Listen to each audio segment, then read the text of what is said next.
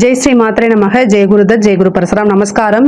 நான் கரூர்லேருந்து வல்சலா பணிக்கர், பிரசன்ன ஜோதிடர். இன்னைக்கு நம்ம விசுவாசு வருட தமிழ் புத்தாண்டு பலன்கள் மிதுன ராசிக்கு எப்படி இருக்குன்னு பார்க்க போறோம்.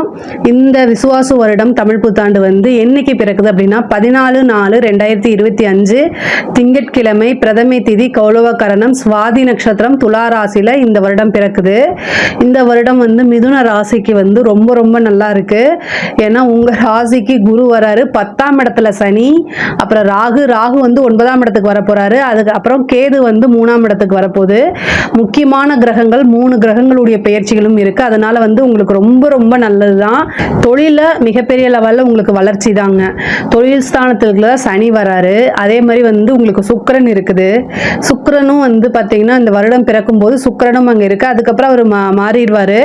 பட் ஆனா வருடம் பிறக்கும் போது உங்களுக்கு தொழில் ஸ்தானம் ரொம்ப ரொம்ப நல்லா இருக்கு.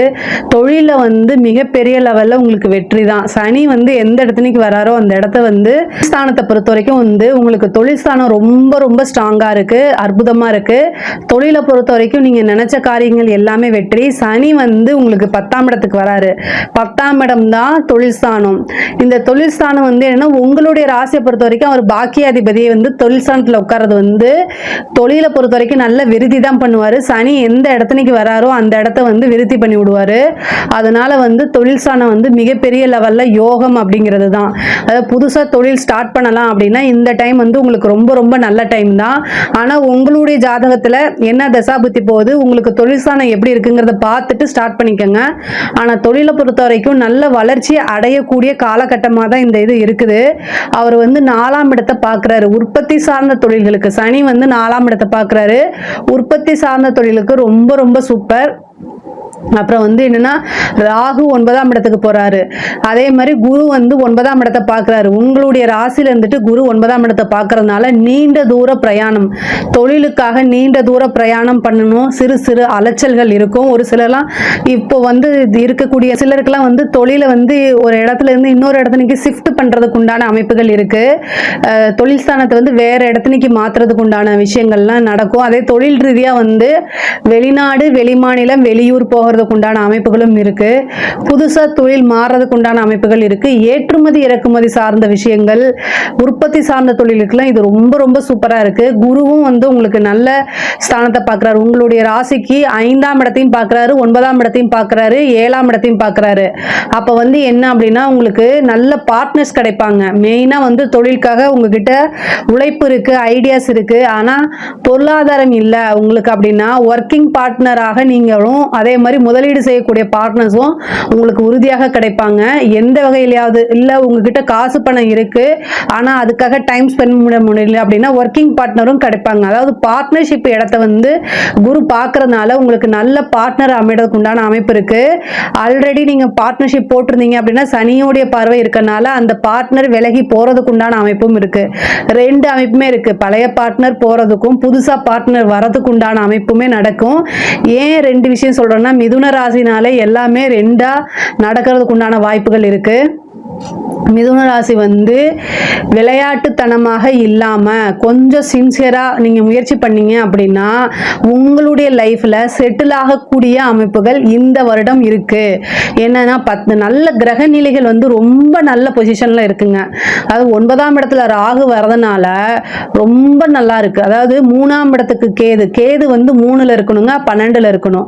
இது கேதுக்கு ரொம்ப நல்ல இடம். உங்க ராசிக்கு 3ல கேது வருது, 9ல ராகு வருது. உங்களுடைய நீங்க என்னெல்லாம் நினைக்கிறீங்களோ, உங்களுக்கு எந்த விஷயம்லாம் அதிர்ஷ்டம் நினைக்கிறீங்க அது எல்லாமே தேடி வரும். ஏன்னா 9ஆம் பாவம் தான் தேடி வரக்கூடிய அமைப்பு. 9ஆம் இடம்ங்கிறது தேடி தானா வரும். பேரு புகழ், நீங்க நினைச்ச அத்தனை விஷயமே, நீங்க நினைக்கக்கூடிய எல்லா விஷயமும் உங்களை தானா தேடி வரும். ஆனா அந்த தேடி வரக்கூடிய டைம்ல நீங்க அப்சர்வ் பண்ணி அதை எடுத்துக்கணும், அவ்வளவுதான். பட் அந்த டைம்லயும் விளையாட்டுத்தனமா அலட்சிய போக்கு இந்த மாதிரி விஷயங்களை தவிர்த்துருங்க.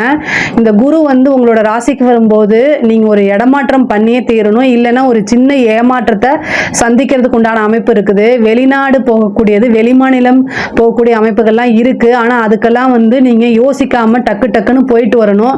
அலைச்சல்களுக்கு அப்புறம் தான் உங்களுக்கு ஆதாயம் வரும். இதை நல்லா மனசுல ஏத்திக்கங்க. சோம்பேறித்தனத்தெல்லாம் என்ன செய்யணும், மூட்டை மூட்டை கட்டி தூக்கி எரிஞ்சிருங்க. பட் ஆனால் வந்து என்னன்னா, மிதுன ராசி அப்படின்னாலே ஒரு நல்ல அதிர்ஷ்டம் மிக்க ராசி தான். ஏன்னா நிறைய பிராப்தம் வந்து உங்களுக்கு தானா தேடி வரும். ஒரு விஷயம் வந்து கிடைக்கணும்னுக்கு சின்ன எஃபர்ட் போட்டாலே அது கிடைச்சிருங்க, அந்த மாதிரி ஒரு அமைப்பு. அதே மாதிரி நீங்க எல்லா விஷயத்தையுமே வந்து ஒரு சின்சியரா பண்ணீங்க அப்படின்னா உங்களுக்கு கண்டிப்பா சக்சஸ். அந்த திருவாதிரை நட்சத்திரம், புனர்பூச நட்சத்திரக்காரங்களுக்குலாம் இந்த டைம் ரொம்ப அதிர்ஷ்டமா இருக்கு. கரெக்டா நீங்க யூஸ் பண்ணிக்கணும். இந்த திருவாதிரை நட்சத்திரம், புனர்பூச நட்சத்திரக்காரங்களுக்குலாம் வந்து புதுசா தொழில் தொடங்குறது, ஒரு நல்ல ஆப்பர்ச்சுனிட்டி கிடைக்கிறது, இந்த மாதிரி விஷயங்கள்லாம் நிறைய இருக்கு. கரெக்டா யூஸ் பண்ணிக்கிட்டீங்க அப்படின்னா மிகப்பெரிய லெவல்ல உங்களுக்கு ஒரு யோகம் தான். செட்டில்மெண்ட் அப்படிங்கிறது இந்த வருடம் இருக்கு. ஸோ அதனால நீங்க அதை பார்த்துக்கங்க. உங்களுடைய ராசியில வந்து குரு இருக்கனால 5ஆம் இடத்தை பார்க்கறதுனால தெய்வ கடாட்சம் இருக்கும், தெய்வ அனுகூலம் இருக்கும். குலதெய்வத்தை வணங்குங்க, குலதெய்வத்துடைய ஆசிகள் பெறுங்க. உங்களுக்கு எல்லாமே யோகமா வரும். அது மட்டும் இல்லாம உத்தியோகத்தில் இருக்கவங்களுக்கும் ஒரு மிகப்பெரிய அதிர்ஷ்டம் இருக்கு. ராகு வந்து உங்களுக்கு வந்து 9ஆம் இடத்துக்கு வரதுனால திடீர்னு ஒரு ப்ரமோஷன், டபுள் ப்ரமோஷன் கிடைக்கிறது, வெளிநாட்டுக்கு வேலைக்கு போறது, இந்த மாதிரி அமைப்புகள். ஒரு சிலர்லாம் வந்து வேலைக்காக ட்ரை பண்ணிட்டு இருக்கவங்களுக்குலாம் கிடைக்கும். ஒரு சிலருக்கு வந்து கவர்மெண்ட் ஜாப் ரிசல்ட் எழுதிட்டு இந்த பேங்க் வேலைக்கு போறவங்க, கவர்மெண்ட்டுக்கு போறவங்க, அவங்களுக்குலாம் இந்த டைம் வந்து ரொம்ப ரொம்ப நல்லா இருக்கு. படிக்கக்கூடிய மாணவர்கள் வந்து படிப்புல ஆர்வமா இருக்கணும். 4ஆம் இடத்துக்கு சனியோடைய பார்வை வரதுனால படிப்புல வந்து ஆர்வம் இல்லாம போறது, ஞாபகத்திறன் குறைவா இருக்கிறது, படிப்புல வந்து மந்த நிலை, இது எல்லாமே இருக்கும். அதனால படிக்கக்கூடிய குழந்தைகள் வந்து ஹயக்ரீவர் வழிபாடு பண்ணுங்க, லக்ஷ்மி தேவி சரஸ்வதி தேவி வழிபாடு பண்ணுங்க. இது எல்லாமே நல்லா இருக்கும். லக்ஷ்மி தேவி வழிபாடு பண்ணீங்கன்னா காசு பணம் வரும். சரஸ்வதி தேவி வழிபாடு பண்ணீங்கன்னா நல்ல ஞானம், அறிவு இதெல்லாம் கிடைக்கும். தெய்வ அனுகூலத்தை தேடிக்கங்க. மிகப்பெரிய சிறப்பான யோகத்தை வந்து உங்களுக்கு ஆட்டோமேட்டிக்காவே வந்துடும். நீங்க என்ன எஃபர்ட் போடுறீங்களோ அதுக்குண்டான பலன்கள் வந்துடும். பெண்களை பொறுத்த வரைக்கும் புதுசா நீங்க நிறைய விஷயங்கள் ட்ரை பண்றதுக்கு இந்த வருஷம் வந்து உங்களுக்கு பெரிய யோகம் தான், சிறப்பான அதிர்ஷ்டம் தான் நான் சொல்லுவேன். புதுசாக ட்ரை பண்ணுங்க. வீடு வாங்கக்கூடியது, அதே மாதிரி ஆடை ஆபரண சேர்க்கை, வெளியூர் வெளி மாநிலம் செல்லக்கூடிய அமைப்புகள், இது எல்லாமே இருக்குது. கணவன் மனைவியிடையே வந்து இவ்வளோ நாளாக இருந்த பிரச்சனைகள்லாம் நீங்கி சுமூகமாக இருக்கும். ஏன்னா 7ஆம் இடத்தை பார்க்குறனால கணவனும் மனைவி நல்ல அண்டர்ஸ்டாண்டிங், ஒரு நல்ல ரிலேஷன்ஷிப்பு, இந்த மாதிரி விஷயங்கள்லாம் கிடைக்கும். இவ்வளோ நாளாக கொஞ்சம் நிறைய விஷயங்கள் இருந்துச்சு. 4ஆம் இடத்துல வந்து கேது, இதனால் வந்து என்னென்னா கொஞ்சம் நிறைய டென்ஷன்ஸு. அதே மாதிரி 12ஆம் இடத்துல வந்து குரு இருந்தார், அப்போ விரய குருவா இருந்திருப்பாரு. இந்த மாதிரி சில விஷயங்கள்லாம் இருந்தாலும் கூட உங்களுக்கு வந்து இவ்வளோ நாளா இருந்த எல்லாமே மாறிடுச்சு. இந்த விசுவாச வருடத்துல வந்து ஒரு நல்ல ரிலேஷன்ஷிப், நல்ல நிம்மதியான வாழ்க்கை உறுதியாக உங்களுக்கு உண்டு. புதுசா நிறைய விஷயங்களை ட்ரை பண்ணுங்க, அது எல்லாமே உங்களுக்கு சக்சஸ் ஆகும். வீட்டில் ஒப்பீனியன் கேட்டுட்டு பண்ணுங்க. அதே மாதிரி வந்து நீங்க முன்னேறணும் அப்படிங்கிறதுக்காக வீட்டில் சில விஷயங்களை மறைக்கிறது, அது ஏன்னா அவங்களுக்கு பாரமா இருக்கும்னு நினைக்கிறது, இந்த மாதிரி விஷயங்களை தூக்கி போட்டுருங்க. உங்க வீட்டில் உங்களுடைய பாதுகாப்பை தான் மெயினாக நினைப்பாங்க. ஸோ அதை உறுதிப்படுத்திக்கணும். ஏன்னா 10ல் வந்து சனி வராரு, 9ல் ராகு வருது. 9ஆம் இடத்துல ராகு வரும்போது நீண்ட தூர பிரயாணத்துக்கும் இருக்கும். அதே நேரத்தில் பேர் வந்து சம்டைம் வந்து படிக்காத சம்டைம் வந்து இந்த பெண் குழந்தைகளுக்கு வந்து பேர் கெட்டு போகிறதுக்கு உண்டான அமைப்புகள் இருக்குது. அதனால் அதை பார்த்துக்கணும். அதே மாதிரி வந்து ஏழாம் இடத்துக்கு குரு பார்வை இருக்குங்க. அப்போ வந்து திடீர்னு திருமணம் ஆகிறதுக்கு உண்டானது. குரு 5ஆம் இடத்தையும் பார்க்குறாரு, 9ஆம் இடத்தையும் பார்க்குறாரு. அப்போ குருவோடைய அனுகிரகத்தினால வந்து சில பெற்றோர்களால் ஆசீர்வதிக்கப்பட்ட திருமணங்கள் நடக்கிறதுக்கு உண்டான அமைப்பு இருக்குது. அதே மாதிரி திருமணத்தில் இருந்த தடை தாமதங்கள்லாம் நீங்கி திருமணம் ஆகிறதுக்கு உண்டான அமைப்பு இருக்கு. சனியோடைய பார்வை இருக்கு, அதனால அதையும் வந்து ரொம்ப கண்ணுங்கருத்தமாக இது பண்ணிக்கோங்க. அதே மாதிரி குலதெய்வ வழிபாடு, எந்த இடத்துலைக்கு வந்து சனியோடைய பார்வை இருக்கோ அந்த விஷயமா நீங்க குலதெய்வ வழிபாடு பண்ணீங்க அப்படின்னா அதில் இருக்கக்கூடிய தடைகள் தாமதம்லாம் நீங்கி உங்களுக்கு நல்ல பாக்கியமான விஷயங்களாக நடக்கும். 9ஆம் இடத்துக்கு ராகு இருக்கனால நீண்ட தூர பிரயாணம் பண்ணி ஒரு இடத்துல கோயிலுக்கு போறது, புனித யாத்திரைகள் செல்றது, அதே மாதிரி குருமார்களை தரிசனம் பண்றது, இந்த மாதிரி விஷயங்களும் உங்களுக்கு சிறப்பாக நடக்கும். அதே மாதிரி புனித யாத்திரை மட்டும் இல்ல, புனித நதிகளில் நீராடுற பலனும் உங்களுக்கு இந்த வருடம் உண்டு. ஒரு நல்ல உபாசனை எடுங்க, அது ரொம்ப ரொம்ப சிறப்பான பலன்களை கொடுக்கும். வந்து ராகு சனிக்கிழமை வந்து பார்த்தீங்கன்னா ராகு வந்து சனியோடைய வீட்டில் இருக்கனால சனிக்கிழமை ராகு காலத்தில் வந்து காலபைரவர் வழிபாடு, துர்க்கை வழிபாடு இதெல்லாம் பண்ணும்போது இன்னும் சிறப்பான பலன்கள் உங்களுக்கு உறுதியாக உண்டு. 3ஆம் இடத்துல வந்து கேது இருக்காரு. இந்த 3ஆம் இடத்துல கேது வந்து நன்மைகள் தான், உங்களுக்கு நிறைய நன்மைகள் தான். கலைத்துறை சம்பந்தப்பட்டவங்களுக்குலாம் மிகப்பெரிய லெவல்ல உயர்வு, பெரிய பாராட்டு, அங்கீகாரம் கிடைக்கும். மிகப்பெரிய லெவல்ல ஒரே நாள்ல பெரிய லெவல்ல இன்ஃப்ளூயன்சரா மாறுறது, மீடியா ஃபீல்டில் இருக்கவங்களுக்குலாம் நிறைய வாய்ப்புகள் கிடைக்கிறது, பட்டி தொட்டி எங்கும் உங்களுடைய பேர் புகழ் பரவுறது, இந்த மாதிரி விஷயங்கள்லாம் நடக்கும். அரசாங்கத்துறையில் இருக்கிறவங்க ரொம்ப ஜாக்கிரதையாக இருக்கணும். முடிஞ்ச லஞ்ச லாவணியங்கள்லாம் தவிர்க்கிறது நல்லது. இல்லை அப்படின்னா சனி 10ஆம் இடத்துல இருக்கனால கர்மஸ்தானம் சொல்றது, அதனால அவருடைய வேலை செஞ்சிருவாரு. ரொம்ப ஜாக்கிரதையாக இருங்க.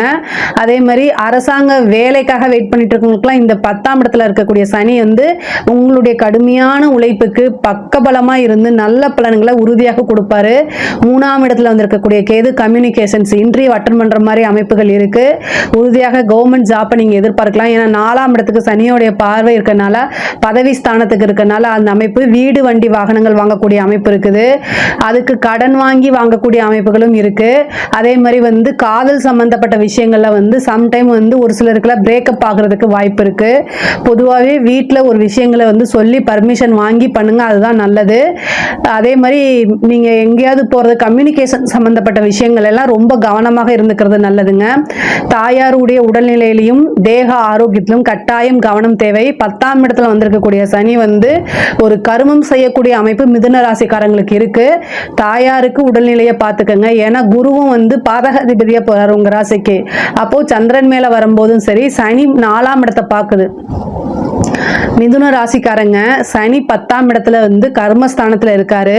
அந்த சனியுடைய பார்வை 4ஆம் இடம் மாத்ருஸ்தானத்துக்கு, தாயாருடைய ஸ்தானத்துக்கு இருக்கனால தாயாருடைய உடல்நிலையில ரொம்ப கவனமாக இருங்க. தாயாருக்கு சர்ஜரி கண்டமோ அல்லது சிறு ஆயுள் கண்டமோ இருக்கு. அதனால அதுக்குண்டான வழிபாடை பண்ணிக்கங்க. அவங்களுக்கு ஏதாவது ஒண்ணுன்னா உடனே ஹாஸ்பிட்டல் போய் பார்த்து ஒரு ட்ரீட்மெண்ட்டை கொடுத்துருங்க. அதுதான் வந்து ரொம்ப ரொம்ப பெஸ்ட். இதுக்கு வந்து சனி பகவானுக்கு ஆஞ்சநேயர் வழிபாடு பண்ணுங்க. சனிக்கிழமை துளசி மாலை சாத்தி ஆஞ்சநேயரை வழிபாடு பண்ணும்போது இந்த கண்டமெல்லாம் போகும். அதே தாய் வழி சொத்துக்கள், தந்தை வழி சொத்துக்கள்லாம் வரதுக்கு உண்டான அமைப்புகள் இருக்கு. 9ஆம் இடம்ங்கிறதுல ராகு வந்திருக்கனால தந்தையாருக்கும் வந்து உடல்நிலை பாதிப்புகள் வரதுக்கு வாய்ப்பு இருக்கு. அதையும் நீங்க பார்த்துக்கணும். மெயினா மிதுன ராசிக்கு வந்து தாய் தந்தையருடைய உடல்நிலை ஆரோக்கியங்கள்ல வந்து ரொம்ப ரொம்ப கவனம் செலுத்துறது ரொம்ப நல்லது. கோர்ட்டு கேஸ் வழக்குகள்ல வந்து வெற்றி கிடைக்கிறதுக்கு உண்டான அமைப்பு இருக்குது. 4ஆம் இடத்தை சனி பார்க்கறதுனால திடீர்னு ஒரு வீடு வாங்குறது, பழைய வீட்டை வாங்குறது, வாங்கி ரெனிவல் பண்ணி அதுல குடி போறது, இந்த மாதிரி விஷயங்கள்லாம் நடக்கும். அதே மாதிரி வண்டி வாகனங்கள் வாங்குறது நல்லது. பொதுவாக நீங்க நைட் டைம் டிராவல் பண்ணும்போது வண்டி வாகனங்களை போகும்போது ரொம்ப ஜாக்கிரதையா போங்க. பொதுவாகவே இந்த வருடம் வந்து கொஞ்சம் விழிப்புணர்வோட இருந்துகிட்டா நல்லது. ஒரு விஷயத்தை செய்யறதுக்கு முன்னாடி இந்த விஷயத்துல என்ன நன்மை இருக்கு, இந்த விஷயத்துல என்ன தீமை இருக்குன்னு பகுத்து, அதாவது தனியா பிரிச்சு ஆராய்ந்து பார்க்கறது ரொம்ப நல்லது. அது வந்து உங்களோட வெற்றிக்கு இன்னும் ஒரு படி ஸ்ட்ராங் பண்ணும். உங்களுக்கு வெற்றி வந்து சாதாரணமா கிடைக்காது, நம்ம நிறைய போராடி தான் கிடைக்கணும். ஆனால் இன்னும் இந்த விஷயங்களை வந்து ஒவ்வொரு விஷயத்தையும் யோசித்து செய்யும் போது இன்னும் ரொம்ப ஸ்ட்ராங்காக இருக்கும். மிதுன ராசிக்கு இந்த விசுவாச வருடம் வந்து ரொம்ப ரொம்ப அருமையாக இருக்கு. இதுல ஏதாவது சந்தேகங்கள் இருக்கு அப்படின்னா கமெண்ட்ஸ்ல சொல்லுங்க, நான் கண்டிப்பா ஆன்சர் பண்றேன். நம்மளுடைய சேனலை லைக் பண்ணுங்க, ஷேர் பண்ணுங்க, சப்ஸ்கிரைப் பண்ணுங்க. நன்றி, வணக்கம்.